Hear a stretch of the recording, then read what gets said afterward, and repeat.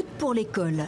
Ce trajet matinal, des millions d'élèves en France ne l'emprunteront plus dans les semaines qui viennent. Dès vendredi soir, les établissements scolaires vont fermer. Enseignement distanciel la semaine prochaine, puis 2 semaines de vacances pour tous. Reprise des écoliers le 26 avril. Collégiens et lycéens seront à distance une semaine de plus. Voilà les principales annonces aux familles du président pour tenter de contenir la 3e vague d'épidémie de Covid-19. Donc ça va être un peu la galère de la cohabitation à la maison pour quand même assurer les devoirs. Télétravail systématisé, c'est-à-dire recommandé plus que jamais.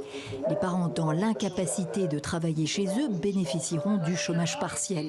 Un nouvel exode urbain se profile pour ceux qui le peuvent. Départ samedi matin dans la famille, voilà, pour souffler un peu. Les déplacements seront autorisés jusqu'à lundi soir entre régions, une tolérance avec le week-end de Pâques. Dès samedi, les restrictions en vigueur dans 19 départements seront étendues à l'ensemble de la métropole. Les commerces non essentiels seront partout fermés. C'était un petit peu obligé de toute façon d'en arriver là. Il y a des décisions qui auraient dû être prises plus tôt. Médecins et soignants réclamaient des mesures renforcées face à l'explosion des contaminations, notamment à l'école. Pas de confinement strict en ce printemps 2021, mais un couvre-feu maintenu à 19h et une précision du Premier ministre.